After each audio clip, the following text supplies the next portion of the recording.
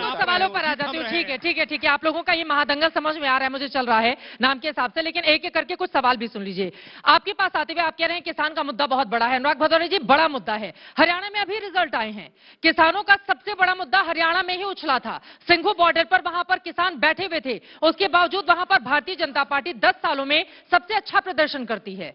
आप इसके मतलब ये मानती हैं कि सत्ता अगर मिल जाए तो हाँ। किसानों की बात नहीं करनी चाहिए। अब अनुराग भदौरिया जी सब नहीं, ट्विस्ट नहीं कीजिए, ट्विस्ट नहीं कीजिए। आप कह रहे हैं प्रभुराम का आशीर्वाद मिला, हम जीत गए, और अगर हरियाणा से जुड़ा हुआ सवाल किसानों के संदर्भ में आपसे पूछो तो आप फिर उसको ट्विस्ट कर देते हैं। वहाँ इंडिया गठबंधन को 40% वोट मिले, और जो बीजेपी का गठबंधन, इंडिया गठबंधन ही कांग्रेस पार्टी को मिले। आप लोग कहाँ थे? हम तो साथ ही हैं। फिर ये जो आदत है डिवाइडेड रूल की, ये नहीं जा रही है। दिक्कत है कि बीजेपी को समस्या ये हो गई है कि जब भी इंडिया गठबंधन बोलो तो अपने हिसाब से उसको डिवाइड करने लगती है। अरे जब हम कह रहे हैं हम एक हैं, फिर इन्हें क्या दिक्कत है? जब हम कह रहे हैं इंडिया गठबंधन एक है, फिर इनको किस बात की समस्या, मुझे समझ में नहीं आ रहा है। इंडिया गठबंधन कह रही है हम सब। अरे अभी अखिलेश यादव जी कह रहे हैं कि राजनीति में त्याग के लिए जगह नहीं होती है, कांग्रेस को तो सुना रहे हैं। इंडिया गठबंधन सब कह रहे हैं एक है, तो क्या दिक्कत है भाई? मुझे बीजेपी के साथ दिक्कत ये कौन सी एकजुटता है कांग्रेस पार्टी का? आप लोगों ने सुपड़ा साफ कर दिया, एक सीटें नहीं दी आप लोगों ने उत्तर प्रदेश में। क्या होगी? बीजेपी के साथ दिक्कत है, जैसी कोई सवाल पूछता तो मैं कहता मैं भी सोच रहा था। अरे सोच रहे थे, देखिए क्या सोच रहे थे। मैंने कहा नफरत की आजकल राजनीति बहुत, नफरत की राजनीति। भदौरिया जी नफरत की बात कर रहे हैं, नफरत की बात कर रहे हैं। अरे मैंने कहा भैया, अरे हम नफरत की राजनीति है भैया। भाईगिरी नहीं चलेगी, भाईगिरी नहीं चलेगी। अरे भाई साहब, मैं कुछ कहना कुछ चाहता हूं, आप कहते हो कुछ और हो। मैंने कहा इंडिया गठबंधन एक है, आप इंडिया गठबंधन एक नहीं है। पार्ट टाइम एक्टिंग करने के लिए जाते मुंबई आप। मेरी बात सुनिए, सवाल ये है। नहीं, सच बताइए, दर्शक ये जानना चाहते हैं, आप पार्ट टाइम एक्टिंग करने मुंबई तो नहीं जाते हैं? मैं पार्ट टाइम नहीं, जनता का दर्द बोल रहा हूं। ये जनता की तकलीफ है, और जिस तरह का नाटक भारतीय जनता पार्टी करती है उसका रूपांतरण कर रहे हैं कि बोलने से पहले मैं इंडिया गठबंधन कोई शब्द निकलता है, एयरपोर्ट पे 2 नेता मिल जाएंगे इंडिया गठबंधन के, 2 नेता मिले, हाथ नहीं मिलाया।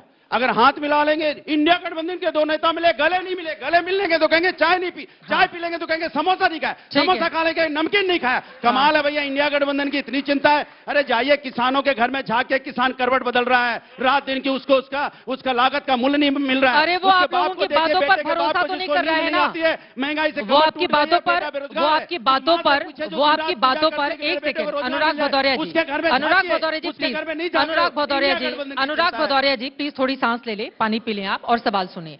आपकी बात बिल्कुल महत्वपूर्ण है। अब देखिए सब लोग आपकी एक्टिंग देखना चाहते हैं। अब प्लीज, वो नेता बन के बैठे हुए हैं, ये ठीक नहीं है। वो बार बार कह रहे हैं कि नहीं नेता हूं, कमाल बात कर रहे हैं आप भी उसमें। नहीं बन जाते, इनके साथ मिल गया क्या? नहीं, कभी किसान कभी मिल गया, अलग-अलग। नहीं ठीक है, वो अपने बहुत किसानी करते हुए उनके बहुत सारे वीडियो ट्विटर पे आते रहते हैं। मेरा ये सवाल है, देखिए ये किसान जवान, ये तमाम मुद्दा, अग्निवीर का मुद्दा, ये तमाम मुद्दा लेकर आप लोग हरियाणा भी गए थे। लोकसभा चुनाव के बाद इस देश में ऐसा माहौल बना कि बीजेपी की उल्टी गिनती अब शुरू हो गई है। हरियाणा की जीत ने तो इन लोगों को फिर से उत्साह ऊर्जा से भर दिया है ना? बात कर ली जाए, अभी कहते हैं ना चुनाव में हार जीत लगी रहती है। चुनाव में हार जीत तो लगी रहती है, तो सच है। अगर आप जीत भी गए हैं तो इसके मतलब थोड़ी कि आप किसान का मुद्दा भूल जाएंगे, इसका मतलब थोड़ी कि आप अग्निवीर का मुद्दा भूल जाएंगे, इसका मतलब थोड़ी कि आप बेरोजगारी का मुद्दा भूल जाएंगे। किसान और अग्निवीर तो जाकर मोहर लगा रहे हैं ना, ठीक है। 2 सीटें आ जाती है, 4 सीटें राकेश जी, लेकिन सवाल तो महत्वपूर्ण है ना, रोजगार का मुद्दा, महंगाई का मुद्दा। एक सेकंड सर, देखिए अभी दीपावली है, महंगाई का मुद्दा एक बड़ा मुद्दा है, रोजगार के मुद्दे पर सरकार को लगातार विपक्ष घेर रहा है और एक बड़ा मुद्दा है किसान के मुद्दे को लेकर जो वो सवाल पूछ रहे हैं। ये तमाम मुद्दे हैं जिसको आप दरकिनार नहीं कर सकते हैं। देखिए, जब हम उत्तर प्रदेश में बैठकर बात कर रहे हैं तो उत्तर प्रदेश के मैं आंकड़ों की बात करूंगा। 17.4 बेरोजगारी की दर थी समाजवादी पार्टी की सरकार के समय में, जब अखिलेश यादव जी मुख्यमंत्री थे, जब ये बेरोजगारी भत्ता बांटा करते थे। भारतीय जनता पार्टी की सरकार बनने के बाद आज बेरोजगारी की दर 4% से लगातार नीचे है, 2% तक आ गई है।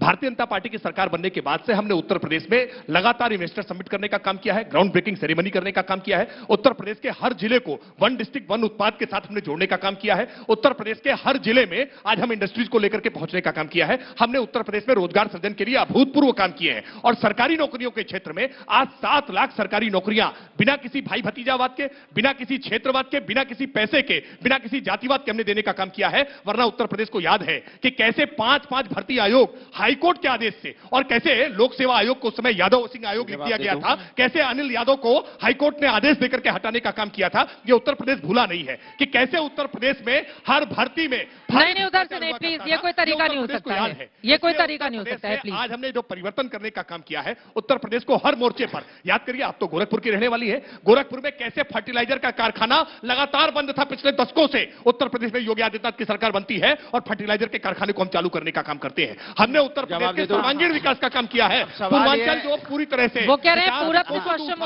उत्तर से दक्षिण हर जगह विकास करने का काम किया है। अच्छी बात कही, क्या बात है, भारतीय जनता पार्टी ऐसी ही बात करती है। हमने इन्वेस्टर समिट की और उसमें हमने इन्वेस्टर बुलाए, पैसा आया, फाइलों में आया और फाइलों में बंद हो गया। इन्वेस्टर समिति की चलिए ना मेरे साथ हरदोई, चलिए मेरे साथ, आपके बीच, चलिए मेरे साथ रायबरेली, आपको दिखाने देता हूं मैं। अब दर्द क्यों होता है भाई? बीजेपी के पेट में सच बोल दो तो उछल उछल के बोलने लगते हैं, उछल उछल के बोलने लगते हैं। भाई आप मेरी बात सुन लीजिए, आपने 32 लाख करोड़, जैसे होता ना एक भाषण नहीं देता, कितना चाहिए, 10 लाख 20 लाख 30 लाख ऐसे बोलते रहते हैं जैसे कि जेब में रखे फाइलें बंद हो गई हैं। कहीं आपको कुछ दिखाई नहीं पड़ेगा, कहीं कोई फैक्ट्री इंडस्ट्री लगी। फिर कह रहे हैं बेरोजगारी तो 2% आ गए, 2% पे। अभी कोई अच्छा हुआ आपने जीरो नहीं बोला, ये कम से कम इतनी गनीमत रख दी, इतनी इज्जत रख दी कि जीरो नहीं बोला। अरे हर व्यक्ति, हर यूथ यहाँ बेरोजगार घूम रहा है। आपकी दिक्कत है कि आप लखनऊ छोड़ते नहीं है, आपकी दिक्कत है कि आप लोग नेता जो बीजेपी के हैं, सत्ता के नशे में इतने मदहोश हैं, उन्हें पता ही नहीं चल रहा है कि यूथ बेरोजगार घूम रहा है, परेशान है, सफाई बेरोजगार हो गए, लेकिन मदहोश। समाजवादी पार्टी के लोग बेरोजगार हैं, बेहतर है ये धरना प्रदर्शन करिए। अरे भाई आपका रोजगार धरना प्रदर्शन हो सकता है, ये धरना प्रदर्शन करिए, वो भी नहीं कर पाते हैं, क्या नहीं बोला था। देखिए चित्रा जी, यही तो है, ये देखिए आपकी बात भी नहीं सुनते। आखिरी बार 9 सीटों पर चलेगा दांव। देखिए 9 सीटें समाजवादी पार्टी जीतने जा रही है। हाँ। और भारतीय जनता पार्टी के तो पास कैंडिडेट ही नहीं थे। एक दिन पहले नॉमिनेशन, एक दिन पहले आए, भैया आ जाओ आ जाओ, आओ आओ हम टिकट दे रहे हैं, भाई जल्दी आओ, हमारे पास कैंडिडेट नहीं, भैया जल्दी आओ। ये इन्होंने साथ दिया, फिर देखा कहां, फिर ये परिवारवाद की बात करते थे, फिर हमारे परिवार में चले गए, परिवार में खोज के लाए हैं, परिवार से ही खोज के टिकट। ये सारा दिन चिल्लाते थे चार्ट लेगा, चार्ट लाए नहीं होंगे, गिनाते थे, देखिए राष्ट्रीय अखिलेश यादव रट गया है, अब उनको चार्ट की फैमिली में ये एमएलए हैं, उन्हीं की फैमिली में जाके। ये बात तो सच है ना, मतलब उनको भी उन्हीं के परिवार से मिला था आपको कैंडिडेट। करहल में उन्हीं, ठीक है जल्दी से क्लोजिंग कमेंट। ये मांगते घूमते हैं तो क्या जीतेंगे? अब करहल में उन्हीं के परिवार से लाके कैंडिडेट खड़ा कर दिया, कैसे घेरेंगे परिवारवाद पर? चूंकि इन्होंने बार बार प्रभु राम की बात की है तो इसलिए मैं रामायण से ही एक प्रसंग बता देता हूं कि कैसे लंका का दहन करने के लिए विभीषण की आवश्यकता थी और विभीषण के साथ हमने लंका दहन करने का काम किया है। आप निश्चिंत रहिए, आपकी सैफई की लंका ऐसे ही ढाने का हम काम करेंगे, सैफई की लंका को जलाने का काम करेंगे। इनका काम लड़ाने का ही है। अब आप समझ गए ना, लास्ट में आ गए ना, ये लड़ाने का काम करते हैं, हर जगह खोजते रहते हैं कौन लड़ाने के लिए मिलेगा, परिवार किसका तोड़े, किसकी फैमिली भतीजे लड़ रहे हैं, घर तोड़े पर ये काम कुर्बान कर रहे हैं, विभीषण खोजते हैं। ठीक है, वक्त हमें इतने की इजाजत देता है। आप दोनों मेहमानों का बहुत धन्यवाद हमारे साथ महादंगल का हिस्सा बनने के लिए। तू डाल डाल मैं पात पात, इसी तर्ज पर इन दोनों की पॉलिटिक्स आगे बढ़ रही है, लेकिन यकीनन अपने अपने पार्टी में ये दिग्गज हैं और जोरदार तालियों के साथ आप लोग भी इनका धन्यवाद कीजिए। गर्मा गर्म ये सेशन, बहुत धन्यवाद।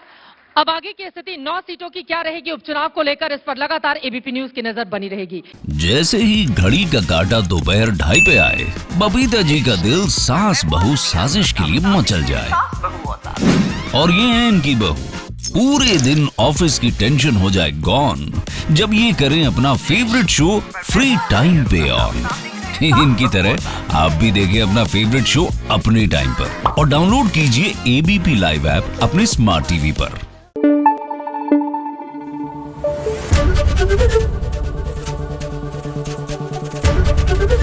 एबीपी न्यूज आपको रखे आगे।